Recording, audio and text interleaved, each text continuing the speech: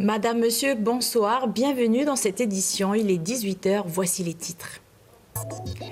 La proposition de loi organique demandant d'inscrire d'office sur la liste électorale spéciale pour le référendum les électeurs de droit commun nés en Nouvelle-Calédonie et justifiant d'une résidence de 3 ans sera de nouveau examinée jeudi à l'Assemblée nationale.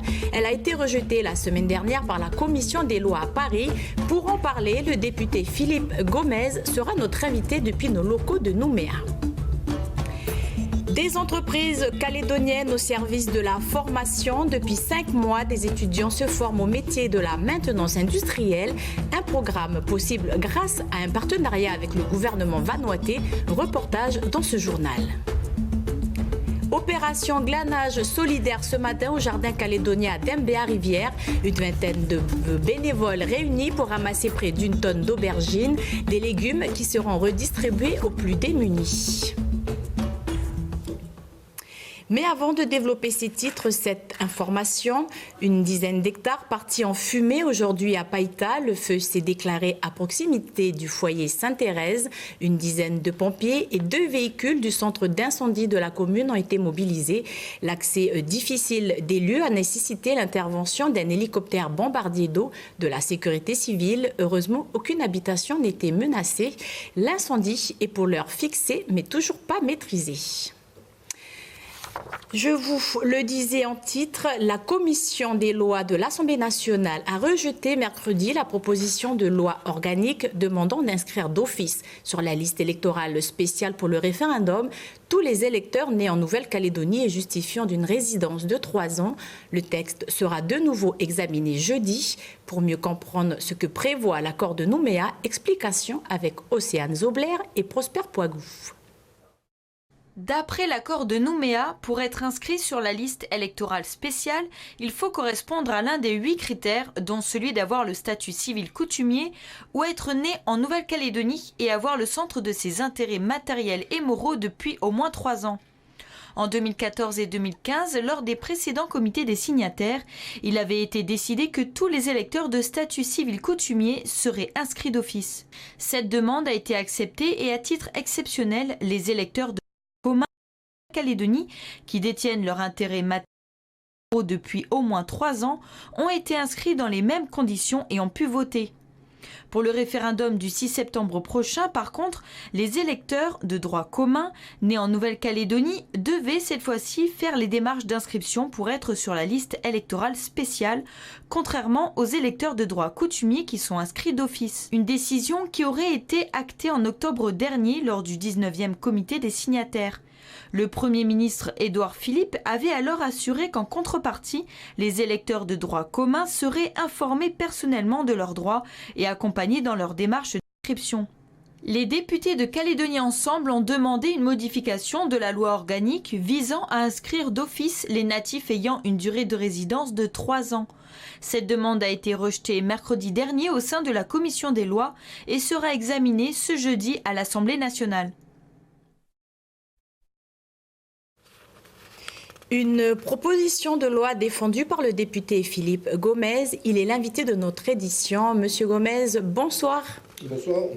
Et merci d'avoir accepté notre invitation. Alors, cette proposition sera de nouveau examinée jeudi. Pensez-vous que cette proposition sera votée? Ce sera extrêmement difficile puisque la majorité au sein de l'Assemblée nationale est une majorité de la République en marche. Et donc, bien évidemment, le groupe majoritaire soutient le gouvernement et le Premier ministre. Donc, il serait exceptionnel que la démarche puisse aboutir. Toutefois, ce qu'on peut constater, c'est qu'en commission, le groupe Les Républicains a soutenu notre proposition de loi, le groupe UDI auquel nous appartenons avec Philippe Dunoyer aussi, et le groupe des socialistes et apparentés a également soutenu notre proposition. Donc nous ne sommes pas isolés dans cette démarche, d'autres groupes politiques nous encouragent à persévérer pour rétablir l'égalité des droits entre Calédoniens, qu'ils soient de statut coutumier ou qu'ils soient de statut de droit commun. Je crois que c'est indispensable. On ne demande pas quelque chose d'extraordinaire, vous savez, on demande que ce qui s'est passé le 4 novembre 2018 se passe le 6 septembre 2020. C'est-à-dire que les mêmes conditions qui avaient été mises en place pour le 4 novembre 2018 pour les natifs de droit commun de Nouvelle-Calédonie comme pour les natifs coutumiers de Nouvelle-Calédonie soient reconduites le 4 septembre 2018. Or, Pour les natifs de droit coutumier, les conditions seront reconduites, ils seront inscrits d'office sur la liste électorale référendaire. Par contre, les natifs de droit commun, eux, auront dû faire une démarche avant le 31 décembre 2019 où ils ne seront pas inscrits. Donc vous l'avez dit en octobre dernier, lors du comité des signataires, les indépendantistes ont refusé justement qu'une nouvelle loi organique modifie le corps électoral. Pourquoi avoir pas crié au scandale à ce moment-là ? Écoutez, c'est que vous avez probablement pas ouvert suffisamment votre oreille. Lisez l'ensemble des déclarations de Calédonie Ensemble à la sortie du comité des signataires où je déclare que c'est une régression majeure par rapport au référendum du 4 novembre 2018. Lisez le relevé de conclusion du comité des signataires qui dit que Calédonie Ensemble s'oppose à ce que les mêmes conditions ne soient pas reconduites, que Calédonie Ensemble considère comme inacceptable qu'une discrimination de cette nature ait été faite. Relisez l'ensemble de nos communiqués qui ont été transmis à la presse et sur les réseaux sociaux. Donc non, nous avons fortement, clairement, de manière continue, affirmé notre opposition. Nous nous sommes très attachés à la notion de peuple calédonien, un peuple en émergence, un peuple en construction, un peuple en devenir. Et dans ce peuple, toutes les origines sont des origines mêlées. Et on ne doit pas établir de discrimination entre les uns et les autres. C'est la notion même de peuple calédonien qui se fracasse le 6 septembre prochain, puisque nous ne sommes pas égaux devant ce scrutin. Et donc, le résultat même du scrutin, on sera entaché. Et donc là, si cette proposition est refusée, de nouveau refusée, qu'allez-vous faire ? Nous continuerons le combat avec Gérard Poadja au Sénat. Vous savez, c'est pas un one-shot, on n'a pas juste l'intention de dire qu'on n'est pas d'accord et de s'arrêter là. C'est une question de principe. C'est une question de principe d'abord, je dirais de principe philosophique, que les Calédoniens soient traités de la même manière. Et puis c'est une question pratique, de résultat. Le résultat du 6 septembre 2020 sera un résultat qui sera pour partie un résultat truqué, puisqu'on aura continué à alimenter le flux d'inscription d'office de ceux qui sont largement favorables à l'indépendance du pays, et on aura interrompu le flux de ceux qui sont majoritairement défavorables à l'indépendance du pays. Donc on se retrouvera avec un scrutin qui n'aura pas la sincérité que celui du 4 novembre 2018 a eu. C'est regrettable pour notre pays. Alors, l'Avenir en confiance, l'éveil océanien et Génération NC soutiennent votre proposition par courrier.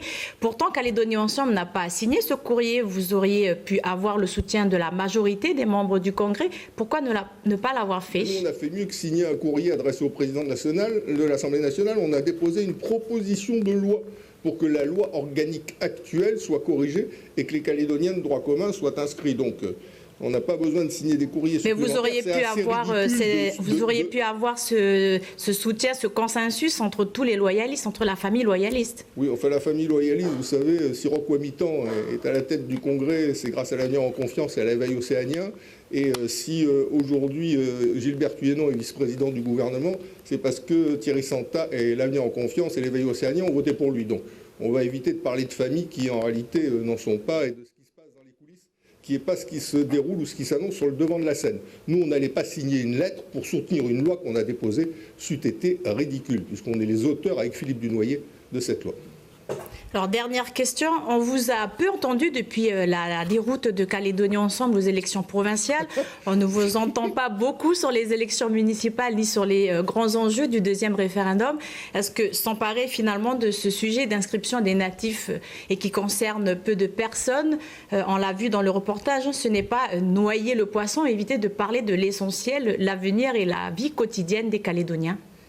Écoutez, je trouve que c'est assez humoristique votre question. Il y a 5400 Calédoniens de droit commun nés au pays qui, à cause de cette disposition absente de la loi organique, ne seront pas demain électeurs et ne pourront pas décider si le pays doit devenir indépendant ou si le pays doit rester au sein de la République française.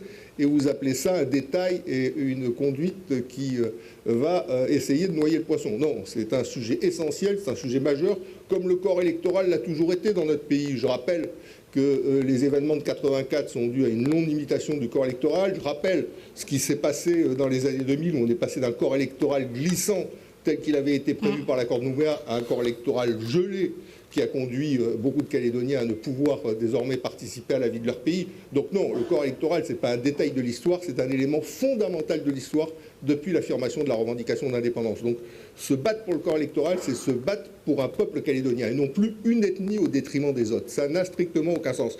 Je rajoute un élément important quand même. J'ai du mal à comprendre sur ce sujet le comportement du FLNKS. J'ai lu les communiqués et déclarations de Doha et Mapou. Attendez, je finis juste. On n'enlève rien aux électeurs de statut coutumier. On n'enlève strictement rien. On permet simplement aux autres électeurs de participer aussi à cette consultation. Merci, Monsieur Gomez, d'avoir répondu à nos questions. Formation maintenant, c'est une première au pays. Des étudiants venus du Vanuatu se forment à la maintenance industrielle, une opération rendue possible grâce à un partenariat avec l'association Maintenance Durable, le gouvernement vanuatais et les entreprises calédoniennes. Une opportunité pour ces dernières de proposer leurs compétences dans la formation de stagiaires étrangers. Immersion avec Christophe en stage de soudure depuis 4 mois. Penché sur une pièce en aluminium, Christophe est très concentré. Ce sont les dernières soudures qu'il fera avant de repartir dans quelques jours au Vanuatu après un stage riche en apprentissage. Là-bas, nous, on n'a pas nous, on soudure à l'arc. Il n'y a pas les machines comme ça. C'est une chose que j'ai appris ici, de la sécurité. Si tu travailles ou tu fais quelque chose, tu dois avoir tout l'équipement pour travailler. Nous, là-bas, c'est pas comme ça.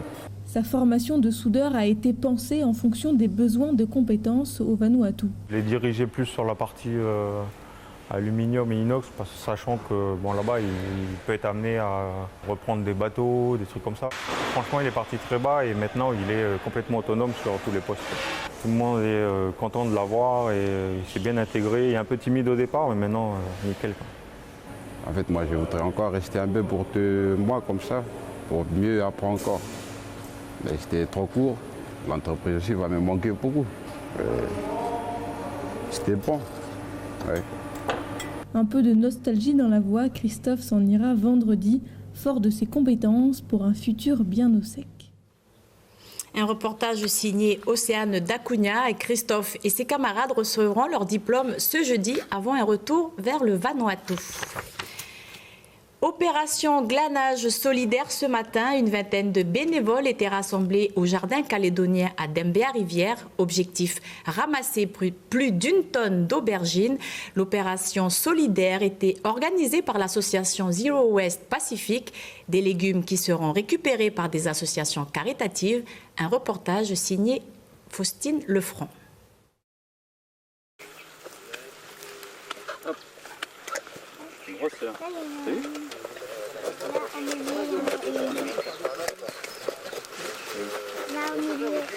Depuis 8 heures ce matin, les bénévoles des différentes associations présentes récoltent des aubergines invendues du jardin calédonien. Une opération organisée pour la 5e fois par Zero Waste Pacifique. Pour les gérants de l'exploitation, cette main-d'œuvre en plus est bienvenue. Nous, quoi qu'il arrive, on est obligé de détruire cette culture.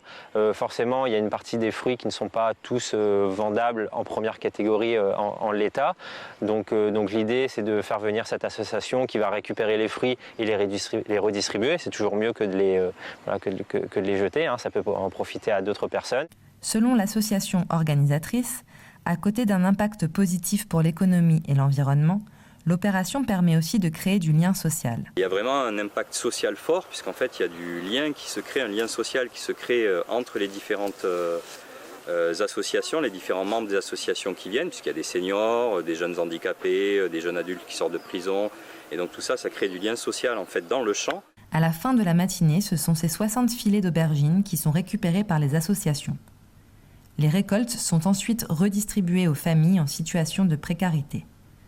Zero Waste Pacifique espère obtenir un soutien financier des institutions et organismes publics pour pérenniser son action. Autre actualité avec cette triste nouvelle, le champion de basket américain Kobe Bryant est mort dans un accident d'hélicoptère dimanche. L'ex-joueur était à bord d'un appareil avec 8 autres personnes, dont une de ses filles. Aucun de ses passagers n'a survécu à ce crash. Kobe Bryant a évolué pendant 20 ans au sein des Lakers avec lesquels il a remporté 5 titres de champion. Il avait 41 ans et restera l'un des plus grands joueurs de l'histoire du basket. Jimmy Vea continue l'aventure de Voice. Hier soir, il a conquis les 4 jurés sur un titre de James Brown. Voici un extrait de l'émission diffusée hier soir sur notre antenne.